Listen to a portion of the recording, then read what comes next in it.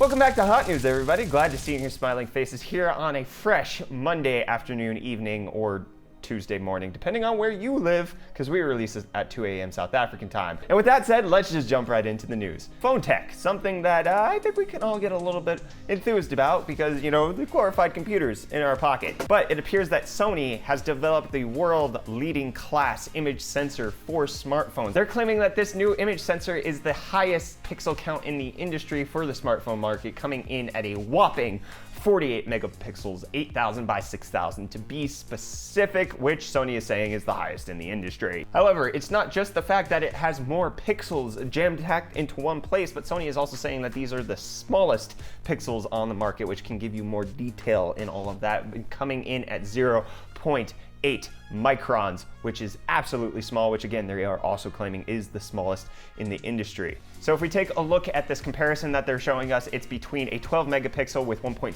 micron pixels, which is double the size and obviously a fourth of the megapixels, versus Sony's. You can see that the clarity on this yacht is quite considerably higher with that 48 megapixel sensor. However, I just don't get the point. I'm not like Reece 48 megapixels, yay, nay, not even worth it. Not even worth it on like a APS-C sensor. Like there's just no point in 48 megapixels. What's the highest you would go? Like 24, 30, somewhere in there? Even our resident videographer, photographer, this is just absolutely useless. I'm wondering, do you guys have any applications where you think 48 megapixels will save your bacon? Would you actually use this anywhere? We wouldn't. Like print photography on even a billboard, like you don't even need that, right? No, like you can get by with like a 24 megapixel APS-C. 24 to 30, it's perfectly fine. I don't get it. I hope you guys get it. This doesn't make any sense. This basically just seems like phone waving from Sony to me. Are you a mongoose? Are you a dog? Are you a mongoose dog? Well, if any of those things are grr in your realm of possibility, then this next piece of article might get you super excited. Invader Zim Movie is coming out. Yes, my friends, the wackiest cartoon of all time on Nickelodeon, which honestly was a great favorite of mine and was canceled too soon, just like Firefly. Invader Zim is coming to a movie, just debuted at the San Diego Comic-Con. You can see Zim, Dib, Gur, all of your favorites right in the movie coming out. Hopefully it won't suck, because a lot of things that are back from our childhood have been sucking. I'm gonna hold out hope for this one, and we'll see if this actually comes out to be anything good. But Invader Zim the movie, coming to a theater near your face. I want to be a mongoose.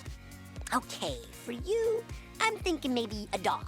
Can I be a mongoose dog? In case you want some cinemation for your Nintendo Switch, it appears that there is actually a PC emulator for the Nintendo Switch. So Ryuji NX is a PC emulator for the Nintendo Switch, running various games at 60 frames per second. They've updated a speed boost that allows them to bring games like The Binding of Isaac and Cave Story at 60 FPS, and they've also been able to show that they can boot Splatoon 2 and Super Mario Odyssey, as well as a few other games. It doesn't appear like this is a fully fledged emulator at the current moment. They're still just working on getting support for various games, as it is in the early stages of emulator development. This is great news if you're into the emulation scene. This is bad news if you think that emulation is stealing and pirating.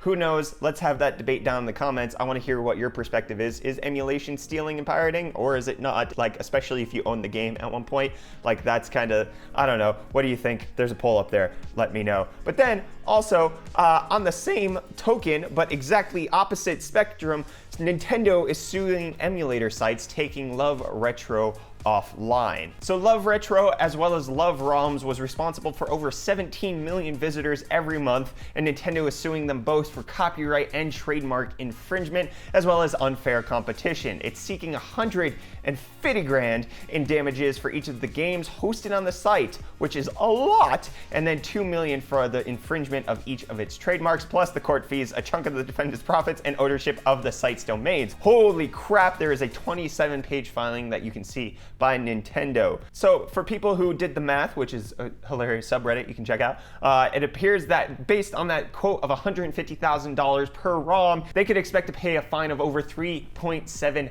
billion just for the ROMs alone, not to mention the amount that they're gonna pay for the trademark infringement. This is crazy. Love ROMs is updating their Facebook saying that they've removed all Nintendo titles from their site. Obviously, downloading ROMs for games that you don't have is basically akin to piracy, and then the websites that are hosting these are aiding and abetting pirate. Whether or not you're okay with that is, again, a different discussion that we've had previously on Hot News. But then this is like, then it gets into like, I own Pokemon Red and I want to play it on my PC. Am I allowed to, even though Nintendo says I'm not? That's the gray area of everything where I think we could have a raging debate about it. But it appears that while there is a Nintendo Switch emulator, it's likely going to get ripped down, and Nintendo hates anything that features their trademark stuff because they also don't like YouTubers who do it, and then they slap them with copyright strikes, which is why we're not featuring any Nintendo-owned stuff in this video. There you go. Speaking of Nintendo games, Sonic, I want to go fast. Gotta go fast, whatever it says. Star Trek doesn't make any sense. So Warr Hyperloop has won a competition from SpaceX to find the best pod for the Hyperloop setup that they're trying to develop with all of that kind of stuff, especially with the Boring Company, trying to get things to move fast. They had their pod reach 284 miles per hour, which is 457 kilometers per hour for all of you backwards folk. Woo, salty stuff. I live in South Africa. I drive in kilometers per hour, okay? It's a joke. It's only literally a joke. So the 284 mile per hour speed record was set on a track that is 1.2 kilometers long, or about 3/4 of a mile, which they obviously ran through in record time because they went super fast. It was basically like a giant roller coaster. It's amazing. I can't wait to get in a tube that if it gets stuck underground, I'm so screwed because there's not going to be a way to escape and you're just trapped in this cocoon of like speediness. I'm not looking forward to the days that these things are a reality because, oh man, claustrophobia. I don't have claustrophobia, but could you imagine getting stuck in one of these things with somebody who does? They're going to freak out and claw your face off. This is not the future that I want, but I applaud them for their engineering efforts here. Good job. Speaking of going fast, again, 5G on your phones. That's something that we're all looking forward to. LTE is too gosh dang slow. Who wants 75 megabit? We need 1,000 megabit. We need a gigabit straight to our phone. And it appears that Qualcomm is helping rectify the situation of making sure that can actually happen by shrinking down the technology to actually fit into smartphones. So they unveiled today the QT M052 millimeter wave with sub 6 gigahertz radio frequency antenna module families, which will allow them to be put in smartphones because they're tiny little itty bitty things, and that means that we could potentially get up to 5 gigabits per second on these chips, and we should be able to see these coming to phones in the first half of 2019. Although the peak speed is about 5 gigabits per second, they're expecting that 1 to 1.5 is going to be more realistic for the 5G setup, which means that, like, holy crap, my household internet needs to catch up with the mobile internet at this point. Because right now, like, my house is beating my phone, but my house will lose as soon as this becomes a reality, unless South Africa can like super catch up with its fiber and I can get like 10 gigabit, but then I have to like rewire everything for the network because I don't have 10 gigabit network stuff. This is coming fast. I'm excited for this. More political topics, in case you haven't gotten tired of those here on Hot News. It appears that the EU at a G20 meeting in Argentina this past weekend has agreed that they mostly want to have US tech companies pay taxes in the EU because technically they reside there with the fact that they have servers there and they're actually utilizing their land space to bring out their products. So they want to have these digital companies pay more taxes, which they're expecting to be up to about 5 billion euros, about $6 billion. And this is kind of obvious if you look at the copyright laws that they're trying to enact. We've already discussed how those appear to be a front for having these tech companies pay the EU more, even though they're based in the US and they're not paying any tax revenue to the EU. It seems like they actually want to get a chunk of that pie. Whether or not that's okay is obviously going to be a raging debate that we'll see, and whether or not that this could mean that certain companies pull out of the EU, I could actually see that happening. We'll keep you updated as this is going. Obviously, this wasn't an official document or an actual bill in Parliament or anything that's being passed. This was just something that they reaffirmed their commitment on coming out of a G20 meeting. They absolutely want to move forward on this, so we'll have to see where this develops, and we'll make sure to keep you updated as it happens. It appears that there have been some leaks of an upcoming APU from AMD on the user benchmark database. Now, this isn't a leak as if we have any specs or any performance benchmarks, but rather just the name of the chips. It appears that this will probably be an update to the Raven Ridge APUs, which would be the 2200G and the 2400G on the desktop, which are some fairly fantastic APUs. However, one of the difficulties with them is that even though they're part of the Ryzen 2000 series, they are not built on the Ryzen Plus architecture. So their CPUs are actually first gen, and then they have the Vega graphics integrated in them. It appears that these upcoming Picasso APUs would likely either have the Zen Plus architecture, which is what we're on now, or even Zen 2, and then probably mixed with Vega. Probably not Navi architecture. I don't think they would update that, but if they're going to update Raven Ridge, we could possibly see it Zen Plus architecture plus Vega graphics, hopefully a little bit faster than what we currently have. Also, it's possible that they could just wait until Zen 2 to release these, because there's no release date coming out here. It could be in 2019 when we would see the Ryzen 3000 series come out. So we'll have to see, but it appears that the APU, at least at this point, is one generation behind on the CPU. Whether or not AMD wants to keep it that way, or if it was just a necessity with the first gen of APUs, will remain to be seen, but we'll keep you updated as this happens. In news that you probably weren't expecting, because everybody's told you that HDR does not affect performance, it appears that HDR affects performance. It seems that, according to Computer Base in Germany, they are reporting that AMD is seeing performance losses of 2% when you turn HDR on. Some people are claiming that this is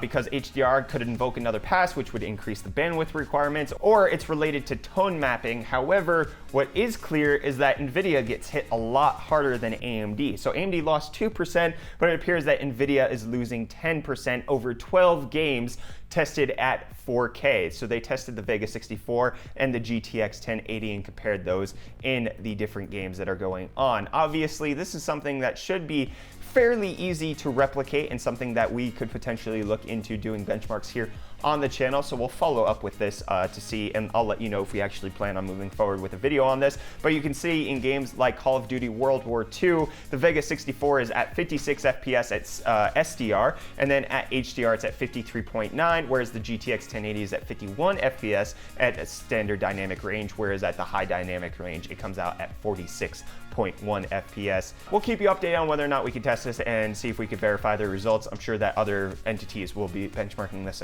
as well, and then we can see if their results match up with Computer Base's. Okay, now let's talk about this last little piece of news that we have about the 1160, 1170, and 1180 release dates being leaked. So this is on a whole bunch of different websites talking about how an email correspondence between an NVIDIA add-in board partner card company was discussing with a retailer about the upcoming release dates of these new cards, and then a YouTuber got their hands on this and then released it to the public. There's a lot of reasons why I completely don't believe that this is true. It's super skeptical to me, and I'm not necessarily going to take this as fact for various reasons. So the first thing is that whoever leaked this email is breaking NDA very heavily, whether it's the company, who is the NVIDIA partner, which is what the YouTuber tended to indicate that it was, or if it's the retailer, NDA is broken somewhere. And the fact that the majority of the emails leaked, very easily traceable. You can find out who sent it, who received it, who would have access to this information, conduct an investigation, and fire the person who actually broke the NDA. This would get somebody in trouble. I don't believe that this was personally leaked by anybody. Let's go ahead and take a look at the release dates that we're expecting for these cards. So the 1180 is expected to launch on August 30th. That makes sense. It's around the time of Gamescom. Everything is basically what we're expecting there. So they're going to sell the cards on August 30th after being announced at Gamescom. That's basically the current floating rumor. But then let's take a look at the 1170 and the 1180 Plus release. That makes no sense. First of all, because what the heck is an 1180 Plus? But then secondly, September 30th is a freaking Sunday. What company releases a major product on a Sunday? One, because retailers, for the most part, aren't selling on Sundays, and couriers aren't delivering on Sundays. So nobody's getting their cards primarily. Obviously, there are cases where companies are available, but you run a skeleton crew on the weekend. You don't have it. So no major company releases things on the weekend. That just doesn't make any sense to me, especially if you look at the 10 series, everything was either released on a Friday, a Tuesday, or a Thursday. Sunday has no place in that. That doesn't make any sense. And then with the 1160, I could give credence to the fact that it could launch on October 30th because that is a Tuesday. So August 30th is a Thursday and October 30th is a Tuesday. Those fall in line, but September 30th being a Sunday doesn't make any sense. It just seems like they're trying to force this into the narrative of everything launching on the 30. And then what the heck is the 1180 Plus? I don't know what that is. Some people are speculating that it could be like with the 1080, that there was a Plus edition where they revamped the memory stuff, but that doesn't make any sense. comments. The other possibility is that like they'll launch the 1180 with like 8 gigabytes of GDDR6 VRAM, and then the 1180 Plus a month later will have 16 gigabytes.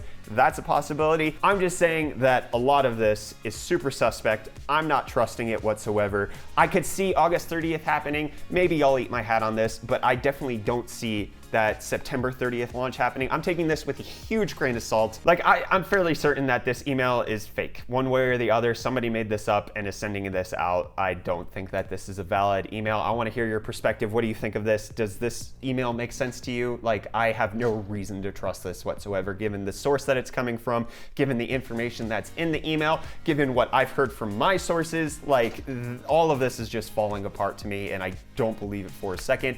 But obviously I want to open this up to conversation. This is the discussion that we have here. So what do you guys think of the 11 series launch? Anyways, that's going to wrap it up for the hot news for today. Let me know what you thought of anything and everything that we discussed down in those comments down below. Do you think those 11 series leaks are real? Because I sure don't, but I want to hear your opinion and what you guys view as the perspective on it. I'm Brett with the UFD Tech channel. Don't forget to hit that like button if you enjoyed this video. That's a microphone. Don't forget to get subscribed. Stay up to date on all of our tech related content, whether it be hot news, reviews, or other fun things that we have coming up. We got a lot planned because UFD Tech is going places, fam.